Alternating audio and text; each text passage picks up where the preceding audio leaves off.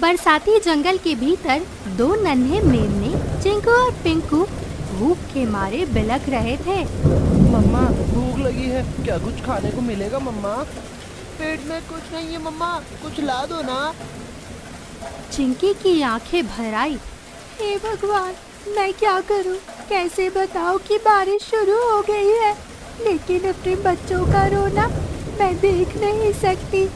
भीग जाऊं, गिर जाऊं, चाहे जान ही क्यों ना चली जाए, पर इन्हें भूखा नहीं देख सकती। रुको मेरी लाल, मम्मा कुछ ले आएगी।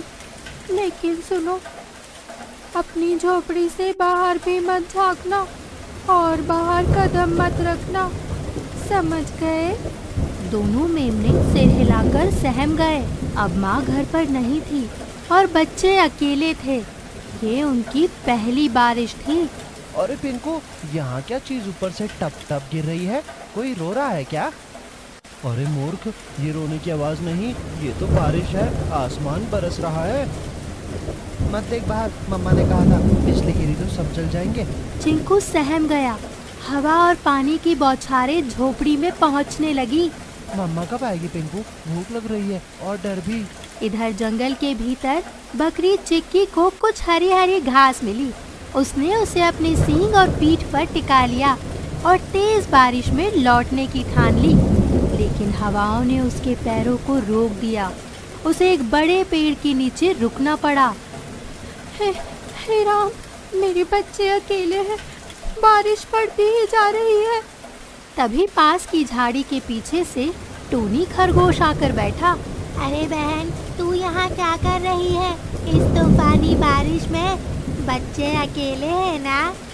क्या करूँ भाई, जमीन कीचड़ से भर गई है, पैर फिसल रहे हैं, झोपड़ी तक पहुँच नहीं पा रही। टोनी की आंखें नम हो गई। कल ही मैंने गाय बहन का हाल देखा। एक लंबा काला सांप उसके बाड़े तक जा पहुंचा। सब जानवर शोर मचाने लगे, लेकिन तब तक बहुत देर हो चुकी थी। दो बछड़े वो निगल गया, एक खून से लथपथ पड़ा रहा। गाय बहन तो जैसे पागल ही हो गई थी। उसकी आंखों में इतना दर्द था कि मैं बता नहीं सकता। चिक्की सन्न रह गई। बहन, ये बारिश सिर्फ पानी नहीं लाती, इसके साथ शिकारी भी निकल पड़ते हैं। जल्दी निकल, अपने बच्चों तक जा। चिक्की तेज भागी। तभी सामने से दो शेर आकर खड़े हो गए। ओए बकरी रानी, कहाँ चली बारिश में? आज तो किस्मत चमकी है, हमें गर्मा गर्म बकरी मिल गई। चिक्की समझ गई, आज बल से नहीं दिमाग से जीतना होगा। तुम दोनों तो बहुत बहादुर शिकारी हो, पर मुझे खाना आसान नहीं। जो सचमुच सबसे ताकतवर होगा वही मुझे खा सकता है। दोनों शेर तमतमा गए।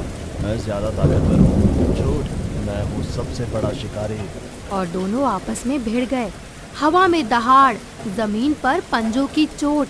दोनों लड़ते लड़ते घायल होकर गिर पड़े। चिक्की ने मौका देखकर झट से भाग लिया। झोपड़ी में चिंकू और पिंकू कांपते बैठे थे। तभी माँ लौटी। मेरी लाल, मैं आ गई। तुम ठीक हो ना? मामा, बहुत डर लगा, बिजली भी गिरी।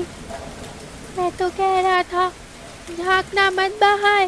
बेटा, कभी कभी डर जरूरी होता है, लेकिन बहादुरी ये है कि डर के बावजूद टिके रहना।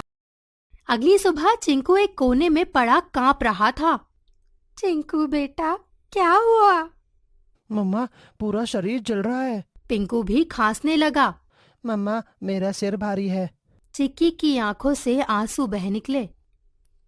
हे भगवान, अब ये क्या परीक्षा है? भूख, शिकार और अब बुखार। चिक्की दौड़ी और टोनी खरगोश को पुकारा। भाई, मेरे बच्चे बीमार हैं, कुछ करना। बहन, जंगल के उस पार एक डॉक्टर बंदर है, डॉक्टर चिंटू। चल, वहीं चलते हैं। दोनों भागकर डॉक्टर के घर तक पहुँचे। कितने दिन से बुखार है? 2 दिन से। रात में हालत और बिगड़ गई। डॉक्टर ने बच्चों को देखा, फिर गंभीर होकर सिर हिलाया। ये साधारण बुखार नहीं है, ये वायरल है। मैं दवा दूंगा लेकिन गारंटी नहीं। अब ये तेरी ममता और भगवान की मर्जी पर है। चिक्की निराश होकर बरसाती जंगल के सबसे ऊंचे पेड़ शांत शिखर पर गई। वहां उसने आंखें बंद की। हे ब्रह्मांड, मैं मांगने नहीं आई, मैं तुझसे लड़ने आई हूँ। क्यों मेरे बच्चों को बुखार की आग में झोंका? तू सब देखता है ना? देख, तेरे नियमों में न्याय है तो मेरे बच्चों को लौटा दे, वरना इस शिखर से एक माँ की चीख उठेगी जो पीढ़ियों तक गूंजेगी।